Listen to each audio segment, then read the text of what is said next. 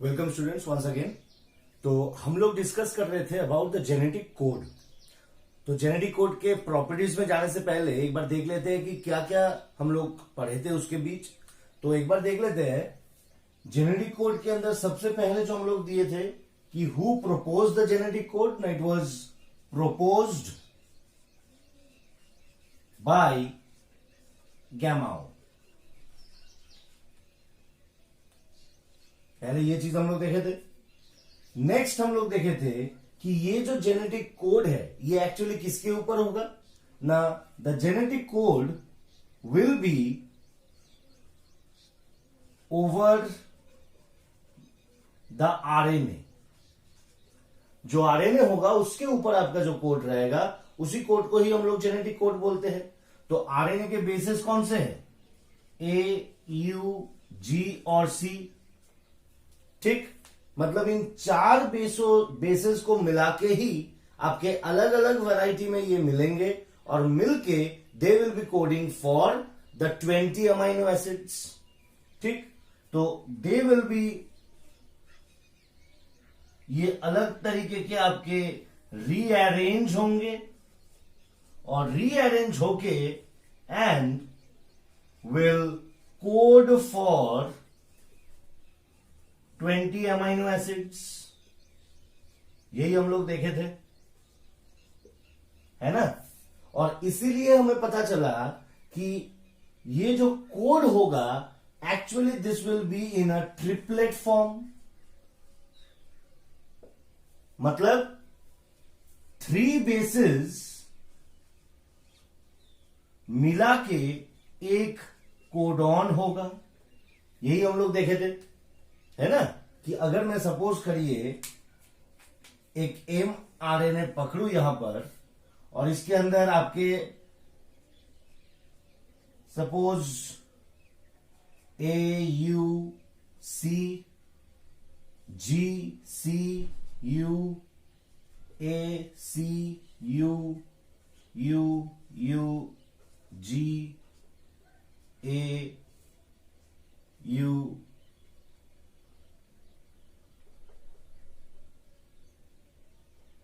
You, U, G, suppose करिए।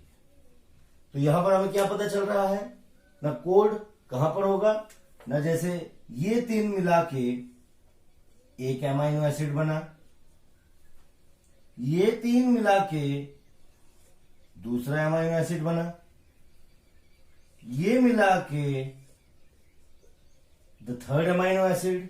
ऐसे करते करते 3-3 करके आपके यहां पर हम लोग देख रहे हैं टोटल कितने अमाइनो एसिड बने ना, 5। There are total 5 amino acids which are being produced over here.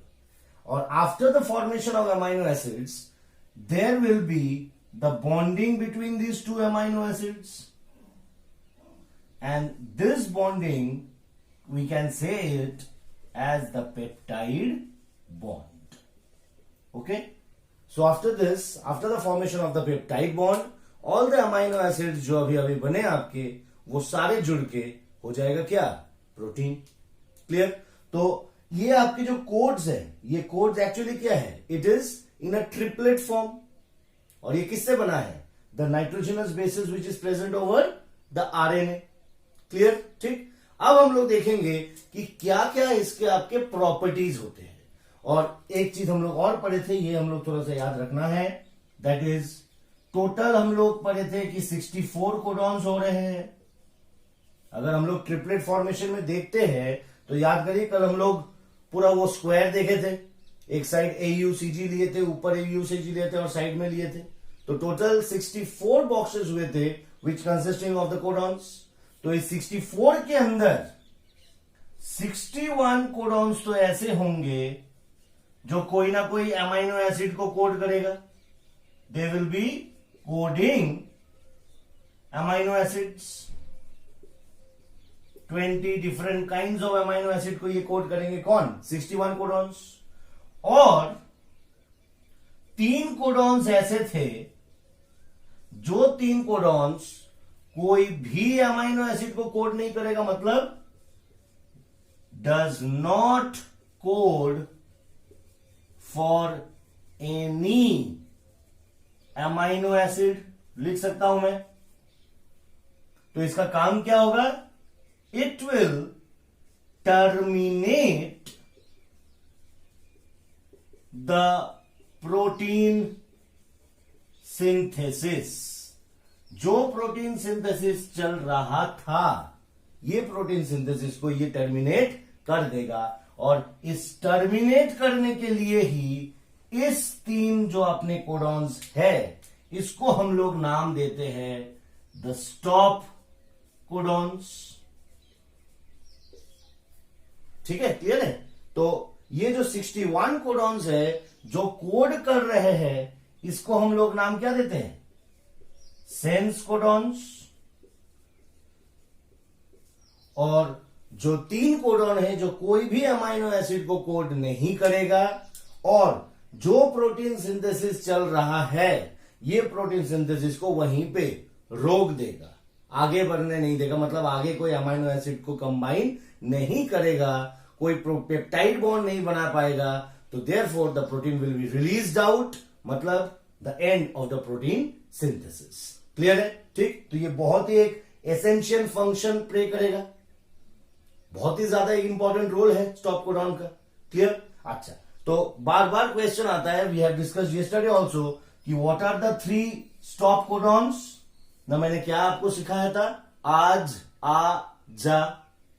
आज, आ और जा, और इन तीनों के आगे हमें यूनिवर्सल यू लगा देना है सर।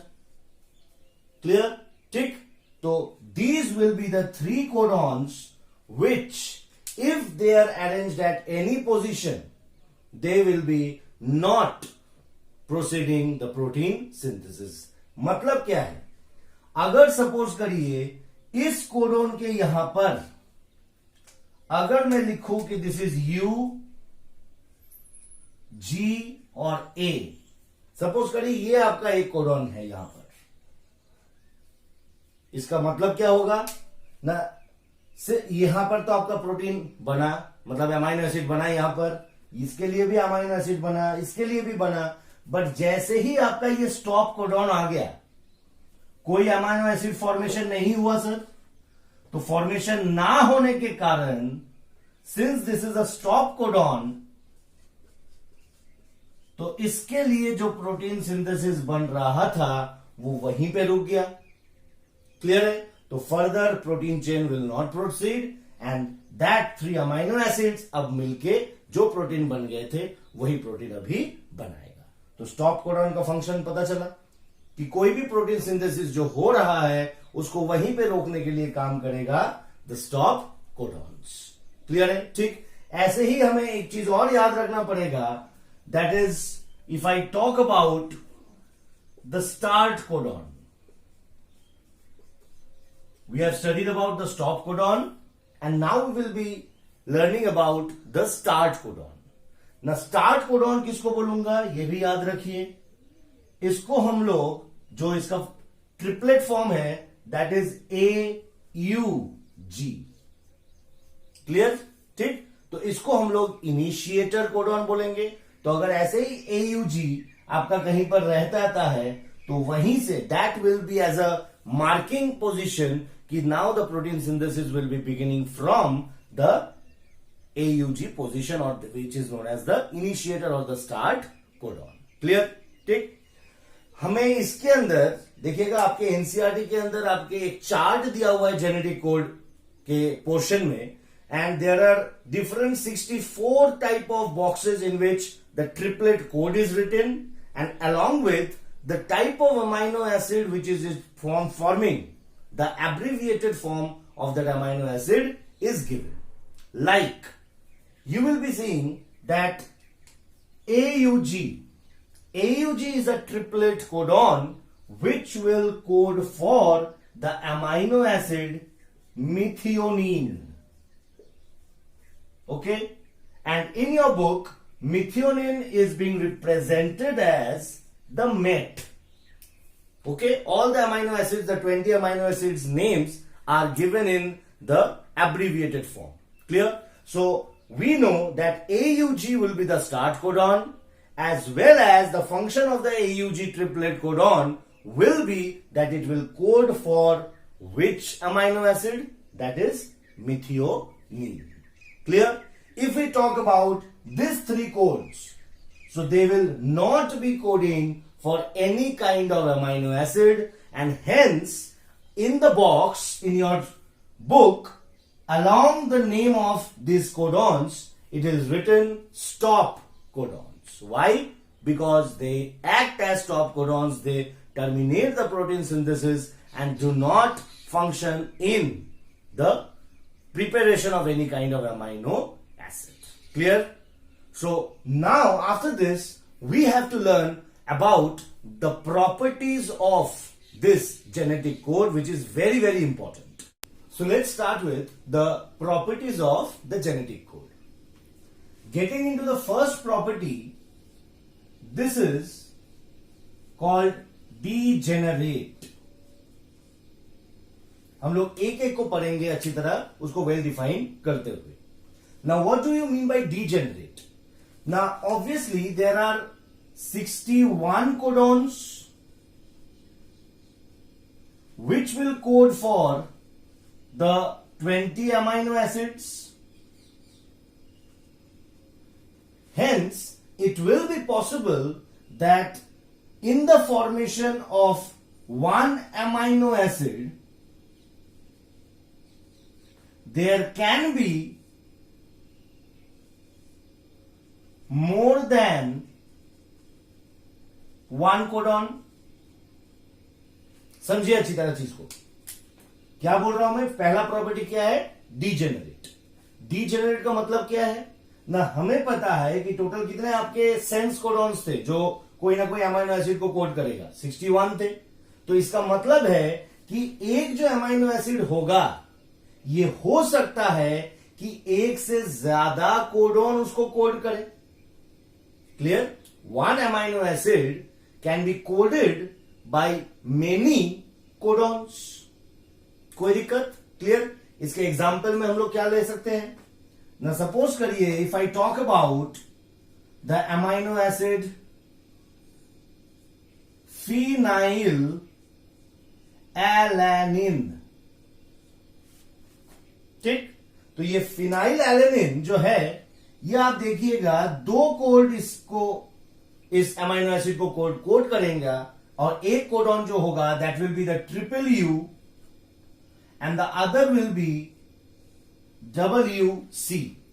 तो UUU कोडॉन भी फिनाइल एलानिन अमाइनो एसिड को कोड कर रहा है और UUC भी आपका फिनाइल एलानिन को कोड कर रहा है. तो यहां पर तो हम लोग देखें दो ऐसे कोड्स जो आपका एक पर्टिकुलर अमाइनो एसिड को कोड करेगा. अगर हम लोग बात करते हैं दूसरा अमाइनो एसिड का जिसको हम लोग नाम दे सकते हैं वेलाइन. ठीक? सर फिनाइल एलानिन को आपके बुक में देखिएगा एब्रिविएटेड फॉर्म PHE से डिनोट किया हुआ है और वेलाइन जो है इसको डिनोट किया हुआ है VAL से. तो अगर हम लोग वेलाइन के अंदर देखेंगे तो वेलाइन के अंदर भी आपके याद रखिएगा टोटल 4 अलग अलग कोडॉन्स है विच कोड्स फॉर द वेलाइन. जैसे कि कैसे याद रखिएगा? सब में आप GU पहले बैठा दीजिए. क्लियर? अब 4 आपके क्या क्या नाइट्रोजनस बेसिस थे ना? U A C G. Clear? तो these are the 4 codons which will code for the amino acid valine. कोई दिक्कत? कोई दिक्कत डीजेनरेट समझने में? अच्छा सर, इस डीजेनरेट जो हम लोग पढ़ रहे हैं पहला प्रॉपर्टी, इसके कुछ एक्सेप्शंस भी है. Obviously there will be certain kind of exceptions in all. So यहां पर एक्सेप्शंस क्या है ना? 2 अमाइनो एसिड आप याद रखना होगा आपको. एक मिथियोनिन. कहां पर सुने थे सर ये नाम? अभी पढ़े थे हम लोग मिथियोनिन के बारे में. और दूसरा ट्रिप्टोफैन. मिथियोनिन को हम लोग मेट से डिनोट करते हैं और ट्रिप्टोफैन को हम लोग TRP से डिनोट करते हैं। क्लियर? हम लोग देखेंगे methionine will be coded bye AUG। Sir AUG कहां पे पढ़े थे आप? ना AUG will be your the start codon, जो हम लोग देखे थे initiator codon, and apart from the उसका फंक्शन होगा initiator codon, they will also be coding for the amino acid methionine. Clear? And who will be coding for the tryptophan? Tryptophan को code करेगा G और G। Clear? तो हमें ये दोनों अच्छी तरह याद रखना पड़ेगा कि ये आपके दो ऐसे अमाइनो एसिड है जो सिर्फ और सिर्फ एक ही पर्टिकुलर कोडॉन से कोड होंगे। ठीक है? तो these two are the exceptional case of the first property, that is degenerate. फटाफट देख लीजिए क्या होता है। डीजेनरेट के अंदर ये बोल रहे हैं हमको हमारा कि जो 20 अमाइनो एसिड्स है तो उनके अंदर एक amino acid more than one codon से कोड हो सकता है। क्लियर? जिससे आपके एग्जांपल्स क्या है, जैसे phenyl alanine. Clear? So it will B coded by both UUU and UUC। If I talk about valine, so we have found that there are four different types of codons which code for the same amino acid, that is valine. Clear? What are the exceptions? Now we will be having methionine, which will be coded only by the codon AUG, and we will be having the amino acid tryptophan, which will be only coded by the UGG. Okay? So bringing to the next property, we will be talking about, that is the polarity. So next property will be about the polarity. So what does polarity means? It means some direction. So the RNA which will be over here, on which the codes will be there, UCG, UAG, AUC, like this, all the codons will be there. So what will be the direction to read the code? From this side or from this side? Who will be giving that? Now, how is the DNA read? I have told you, from the 5' end to the 3' end. Clear? So the RNA will be also from the 5' direction to the 3' direction. Okay? So I'll be reading from the 5' direction and I'll be proceeding towards the 3' direction. Okay? So which will be the first amino acid which will be producing over here? These three codons will be producing the first amino acid. Clear? Suppose there is another kind of a RNA in which we have ACCUUU GAC, like this, and here it is written 5' and here it is written 3'. Clear? So which will be the first amino acid which will be producing in the second RNA? Now because 5' is over here, so we have to read this in the direction from 5' to the 3'. Okay? So this will be your first amino acid which will be produced, and likewise it will be joining to the second amino acid, and like this the protein chain will be forming. So the sequence of the amino acids in which they will be arranging depends on the RNA, the direction of the RNA. Clear? So this genetic code will be read in a particular direction. So it gives the direction to read the RNA and arrange amino acids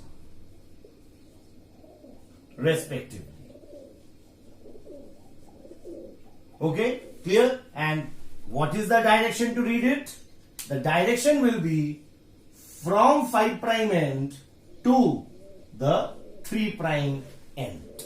Clear? Next property which we'll be studying, that is the triplet, which we have already discussed, that all the genetic codes which are existing today, which will be coding for a particular amino acid, will exist in 3 nitrogen bases. Okay, so this form is known as the triplet form.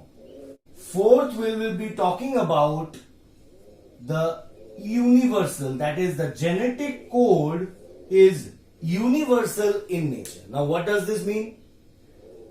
If I talk about a virus or a bacteria, and if I talk about the largest of all the organisms, so this genetic code, the codons which are coding for the amino acids, they will be the same in all your organisms. समझ में आया? मतलब क्या बोल रहा हूं मैं ना, एक वायरस और बैक्टीरिया से लेके, दैट इज एक प्रोकैरियोटिक सेल से लेके द लार्जेस्ट यूकैरियोटिक सेल अगर मैं लू, हमारे अंदर जो कोडॉन जिस अमाइनो एसिड को कोड करेगा वही सेम आपका फंक्शन रहेगा दूसरे ऑर्गेनिजम्स के अंदर भी. और यही चीज, यही जो पॉइंट है जेनेटिक कोड के बारे में, it is very very good invention, जिसके हिसाब से मेडिकल साइंस के अंदर, बायोटेक्नोलॉजी के अंदर ये आपके जेनेटिक कोड का इस्तेमाल इतना ज्यादा हो रहा है. क्लियर है? ठीक. मतलब क्या है, अगर सपोज करिए हमारे अंदर इंसुलिन है, तो इंसुलिन क्या है? एक हार्मोन है, मतलब एक प्रोटीन है. तो वो इंसुलिन को कोड करने के लिए एक पर्टिकुलर कोडॉन चाहिए. अब सपोज करिए अगर मेरे बॉडी के अंदर इंसुलिन का मात्रा कम हो रहा है या ज्यादा हो रहा है या हो ही नहीं रहा है, मान लीजिए डेफिशिएंसी हो रहा है, तो obviously I have to get any supplement from outside. ठीक. तो अगर मेरे बॉडी के अंदर जीन थेरेपी करके अगर वो जो आपका कोड है जो इंसुलिन बनाता है बॉडी के अंदर, if that is taken from any other organism and it is inserted into my body, तो हो सकता है मेरे अंदर भी that particular segment codes for the same insulin hormone. Clear? तो जीन थेरेपी करके आपका कितना अच्छी तरह बायोसाइंस का बहुत कुछ रेमेडी हो सकता है. क्लियर? तो क्यों हुआ? क्योंकि ये हमें पता है कि ज्यादा, देखिए इसका भी एक्सेप्शंस है. वो एक्सेप्शंस के लिए आप, जैसे हमारे माइटोकॉन्ड्रिया हो गया. क्लियर? ठीक. एक जैसे आपके यूग्लेना हो गए, पैरामीशियम हो गए, जो आपके फ्लैजेलेटेड सिलिएटेड आपके प्रोटोजोआंस है, उनके अंदर थोड़ा थोड़ा करके आपके एक्सेप्शंस मिलेंगे in this universal. Otherwise general अगर मैं लैंग्वेज की बात करूं तो all the organism through out this world will be having the same basic 61 codons that will be coding for the 20 amino acids. Clear है? यूनिवर्सल समझ में आया? अब हम लोग पढ़ेंगे नॉन एम्बिगुअस. नॉन एम्बिगुअस को समझने के लिए हमें छोटा सा एक केस लेना है. सपोज करिए this is your case 1 and this is your case 2. यहां पे मैं लिख रहा हूं कि केस 1 के अंदर सपोज करिए this is codon 1, this is codon 2, this is codon 3. So codon 1 codes for amino acid 1, थोड़ा सा बड़ा करके लिख रहा हूं. Codon 2 also codes for amino acid 1 and codon 3 also codes for amino acid 1. Clear? और दूसरे केस में हम लोग देखते हैं कि suppose codon 1 amino acid 1 code कर रहा है, कोडोन 1 अमाइनो एसिड 2 को कोड कर रहा है, और कोडॉन 1 अमाइनो एसिड 3 को भी कोड कर रहा है. ये दो केस थोड़ा अच्छी तरह समझिए. पहले केस में मैंने क्या लिखा ना, अमाइनो एसिड 1 जो होगा it can be coded by different codons. Sir इसी प्रॉपर्टी को ही हम लोग नाम दिए थे degenerate, the first property which we studied about the genetic code. तो this is very much possible. Clear? But if we look into this case, the second case, कि एक अमाइनो एसिड कोड 1 बना रहा है, वही कोडॉन कोई दूसरा amino acid भी बना रहा है, तो this is never possible. Clear? अगर एक पर्टिकुलर अमाइनो एसिड है तो it will B only coded by it's specific codon. मतलब क्या है ना, अगर मैं बोलूं यहां पर triple U will only code for phenyl alanine, तो ये यू और कोई भी दूसरा एमाइनो एसिड का कोड नहीं करेगा। मतलब this non ambiguous tells us that the codons are specific for coding amino acids. मतलब एक कोडॉन सिर्फ एक ही स्पेसिफिक एमाइनो एसिड बना सकता है। क्लियर है? तो ये थोड़ा सा आप देखिएगा, ये जो दो टर्म है non ambiguous and degenerate. Degenerate क्या है ना, एक एमाइनो एसिड बन सकता है 2-3 कोडॉन से, बट एक पर्टिकुलर कोडॉन सिर्फ एक ही टाइप के अमाइनो एसिड बनेगा। वो ऐसा नहीं है कि एक कोडॉन कभी एक अमाइनो एसिड बना, वही कोडॉन कभी दूसरा अमाइनो एसिड बना। ये पॉसिबल नहीं हो सकता है, जिस प्रॉपर्टी को हम लोग नाम देंगे non ambiguous in nature. Clear? कोई दिक्कत? 6th प्रॉपर्टी हम लोग पढ़ेंगे that the genetic code is non overlapping. यह भी हमें समझना है। नॉन ओवरलैपिंग मतलब क्या है? चलिए, यह आपका आरएनए है और इसके अंदर सपोज कि UAC AUG CUG ऐसे करके आपके कोडॉन्स है, and this is your 5 prime and this is your 3 prime end. Clear? तो सबसे पहले अगर हम लोग बात करेंगे कि ये जो UAC है, this will be coding your first amino acid, the second amino acid will be coded by the AUA, और ऐसे करके चलता रहेगा आपका। ऐसा कभी नहीं हो सकता है कि this A gets associated with the A over here और ये आपका कोई अमाइनो एसिड बना दिया,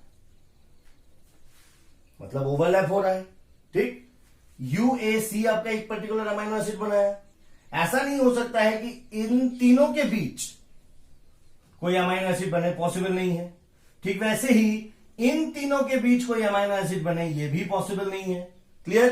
तो this genetic code is non overlapping, that is it will B only consisting of 3 parts.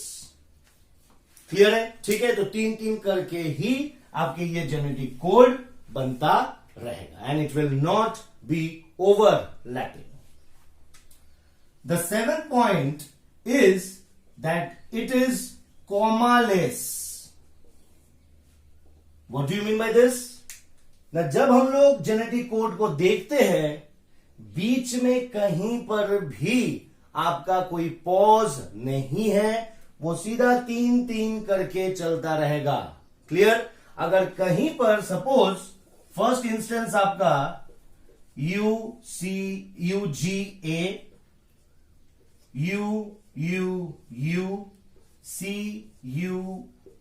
CUG suppose करिए, अगर यहां पर आपके कोई एक इंसर्ट होके आ गया, यहां पर सपोज करिए A, ड्यू टू म्यूटेशन, हम लोग म्यूटेशन बाद में पढ़ेंगे कि इधर आपका एक पॉइंट म्यूटेशन या आपका फ्रेमशिप म्यूटेशन, कि आपका जब कॉपिंग हो रहा था डीएनए का, तब एक बेस पेयर आके यहां पे अटैच हो गया बाय मिस्टेक।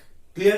तो ऐसा नहीं है कि आपका ये जो अमाइनो एसिड बना रहा था, ये तो यही अमाइनो एसिड बनेगा, इसको छोड़ दिया फिर छोड़ के ये अमाइनो एसिड बना, ऐसा पॉसिबल नहीं होगा सर।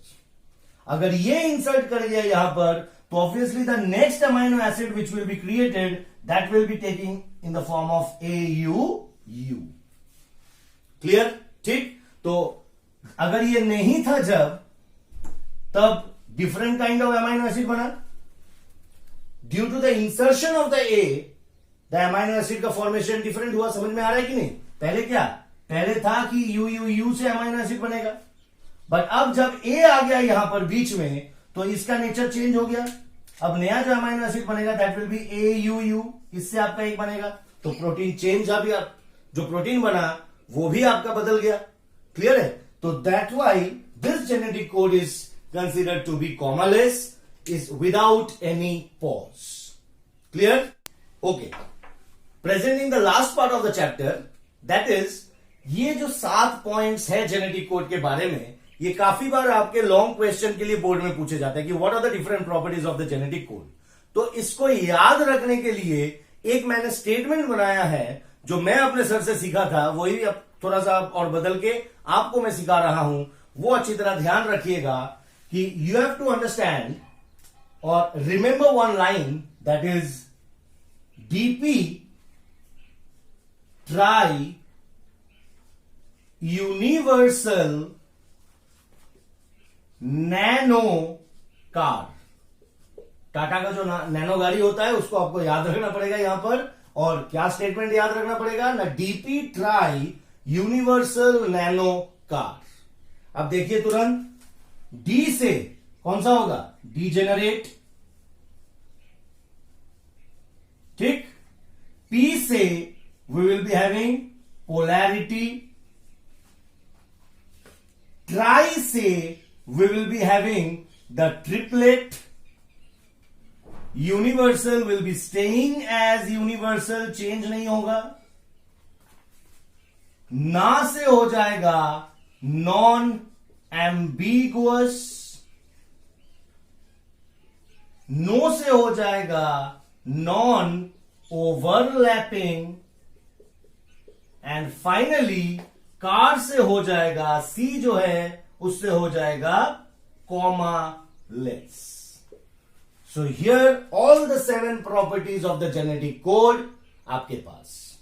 क्लियर? कैसे याद रखना है, DP try universal nano car, ठीक है। तो डीजेनरेट, क्या फटाफट एक बार रिवीजन कर लेते हैं हम लोग। डीजेनरेट क्या बोले हैं ना, more than 1 codon can code for a particular amino acid, ठीक। एक अमाइनो एसिड को कोड करने के लिए एक से अधिक कोडॉन हो सकते हैं। पोलैरिटी, कि ये जो जेनेटिक कोड है इसका एक डायरेक्शन होगा, and that will be from the 5 prime to 3 prime end. Clear?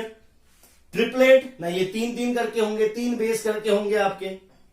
Universal, from the smallest organism to the largest organism on the earth, the codons which will be coding for a particular amino acid that will be similar, that will be same in all the organisms, ठीक। छोटे छोटे आपके exceptions है, वो note में आप देख लीजिएगा। नॉन एम्बिगुअस ना, जो आपके यहां पर हम लोग पढ़े थे कि एक अमाइनो एसिड बन सकता है काफी सारे कोडॉन से, बट नॉन एम्बिगुअस के अंदर हम लोग specificity of a particular codon पढ़े थे कि एक कोडॉन जो होगा वो सिर्फ एक ही particular type of amino acid देगा। ऐसा नहीं है कि एक कोडॉन एक अमाइनो एसिड बनाया, वही कोडॉन दूसरा अमाइनो एसिड बनाया, ऐसा नहीं दिखेगा। वो प्रॉपर्टी हम लोग नाम देंगे नॉन एम्बिगुअस। नॉन ओवरलैपिंग ना, ये जो आपके ट्रिपलेट को है ये तो हमें पता ही चला था, और ये बिल्कुल without any comma and without any overlapping ये 3-3 के सीक्वेंस में चलता रहेगा। क्लियर? बाय चांस अगर म्यूटेशन से आपका कोई भी एक इंसर्शन हो गया किसी भी बेस का, तो दैट विल बी, जो रीडिंग फ्रेम है उस रीडिंग फ्रेम को चेंज कर देगा। तो obviously it will also alter the nature of the amino acid which is forming, and finally it will be resulting in the alteration of the protein which will be forming through the protein synthesis. Clear? तो ये सातों के सातों point बहुत अच्छी तरह याद रखिएगा। क्लियर? आप नोट्स में जो आपको दूंगा वो अच्छी तरह पढ़िए, कॉपी में लिख के उसको लिख के याद कीजिए, और अगर कोई डाउट है तो प्लीज आप मुझे बता सकते हैं, मेरे से शेयर कर सकते हैं, ठीक है। तो in the next class we will be dealing with the different types of RNA. ये जो हम लोग आरएनए पढ़ रहे थे जिसके ऊपर ये जेनेटिक कोड होगा, वो आरएनए कितने प्रकार के हो सकते हैं। Clear? Till then, thank you.